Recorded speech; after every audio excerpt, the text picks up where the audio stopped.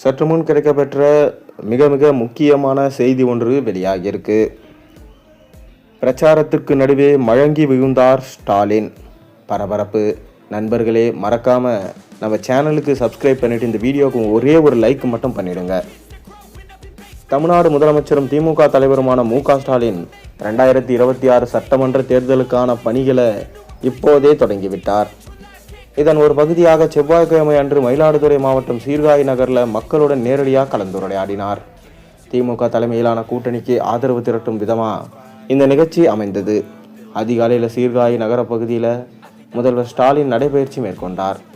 அப்போது வழியில் இருந்த ஒரு சிறிய டீ கடையில் நின்று அங்குள்ள மக்களோட சகஜமாக பேசிக்கொண்டே டீ குடித்தார்.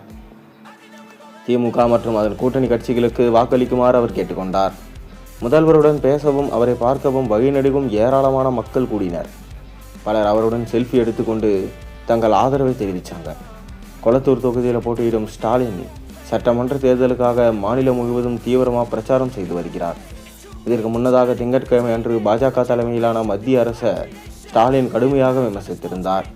சிறுபான்மையினர் உரிமைகள், மாநிலங்களுக்கான நிதி ஒதுக்கீடு மற்றும் புதிதாக முன்மொழியப்பட்ட மும்மொழி கொள்கை போன்ற பல விஷயங்களில் மத்திய அரசு மாநிலத்தின் நலன்களுக்கு எதிராக செயல்படுவதாக குற்றம் சாட்டினார். மேலும் தமிழ்நாட்டில் ஏப்ரல் 23 அன்று ஒரே கட்டமாக தேர்தல் நடைபெறுகிறது. மே 4 அன்று வாக்குகள் எண்ணப்பட உள்ளன. இந்த நிலையில் இந்த விமர்சனங்கள் முக்கியத்துவம் பெறுகின்றது.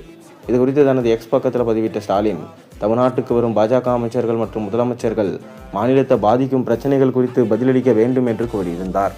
தமிழ்நாட்டுக்கு வரும் மத்திய பாஜக அமைச்சர்களும் பாஜக முதலமைச்சரும் இந்த கேள்விக்கு பதில் சொல்வார்களா என்று ஸ்டாலின் கேள்வி எழுப்பியிருந்தார். மும்மொழி கொள்கையை அமல்படுத்துவோம் என்று சொல்லி தமிழ்நாட்டில் பிரச்சாரம் செய்ய தயாரா? தமிழ்நாட்டுக்கு எவ்வளவு நிதி ஒதுக்கப்படுகிறது? பாஜக ஆளும் விருப்பமான மாநிலங்களுக்கு எவ்வளவு கொடுக்கப்படுகிறது? இதை வெளிப்படையாக அறிவிக்க தயாரா என்று ஸ்டாலின் கேட்டிருந்தார். அது மட்டுமில்லாமல் இவ்வாறு ஸ்டாலின் நடந்து சென்று பிரச்சாரம் கேட்கக்கூடாது என அவரது மருத்துவர்கள் அறிவிப்பு ஒன்றை வெளியிட்டிருந்தனர். காரணம், ஸ்டாலினின் உடல்நிலை சரியில்லை. அவர் இவ்வாறு நடந்து சென்று பிரச்சாரம் கேட்டால் அவர் உடல்நிலைக்கு ஆபத்து வரலாம் என்கின்ற தகவலும் தற்போது வெளியாகியிருக்கு. இதனால் ஸ்டாலின் அவர்கள் வண்டியிலிருந்தே பிரச்சாரம் செய்தால் நல்லது. அது மட்டும் இல்லாமல் தமிழகத்தில் கோடை காலம் ஆரம்பித்து விட்டது. இதனால் ஸ்டாலினுக்கு மயக்கம் வரலாம் எனவும் பிபி அதிகமாகலாம் என்கின்ற தகவலும் தற்போது சோசியல் மீடியாவில் வைரலாக போய்கொண்டிருக்கிறது.